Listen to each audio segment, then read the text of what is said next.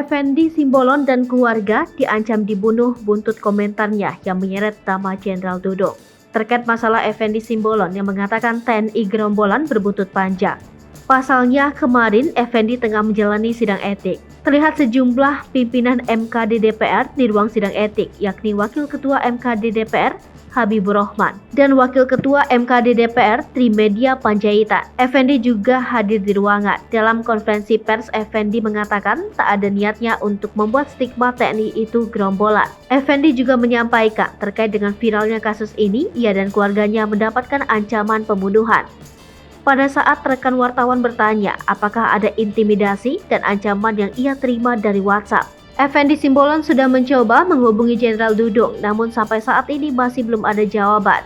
Kepala Staf Angkatan Darat Jenderal Dudung Abdurrahman mengaku tidak masalah dengan rencana pemanggilan oleh Mahkamah Kehormatan Dewan DPR RI. Pemanggilan ini terkait permintaan klarifikasi dari Dudung atas kecaman prajurit TNI Angkatan Darat terhadap anggota Komisi 1 DPR dari fraksi PDIP Effendi Simbolon. Hanya saja Dudung mengungkapkan ia belum mendapatkan surat pemanggilan yang dimaksud. Selain itu, Dudung juga mempersilahkan Effendi Simbolon menemuinya apabila ingin menyampaikan permintaan maaf secara langsung terkait pernyataan yang menyebut TNI seperti gerombolan atau ormas. Bahkan Dudung menegaskan bahwa ia siap kapan saja apabila Effendi Simbolon ingin menemuinya. Dudung mengaku hingga kini belum dihubungi Effendi terkait rencana pertemuan tersebut. Meski demikian, ia memastikan akan menerima Effendi apabila ingin mendatanginya ke markas besar Angkatan Darat. Ia juga mengatakan bahwa ia dengan Effendi Simbolon tidak ada masalah.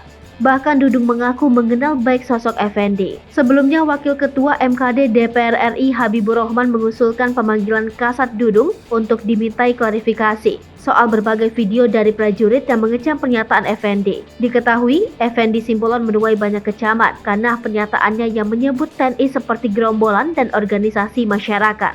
Tidak hanya itu, Effendi Simbolon juga menyinggung isu renggangnya hubungan Kasat Dudung dan Panglima Andika Perkasa.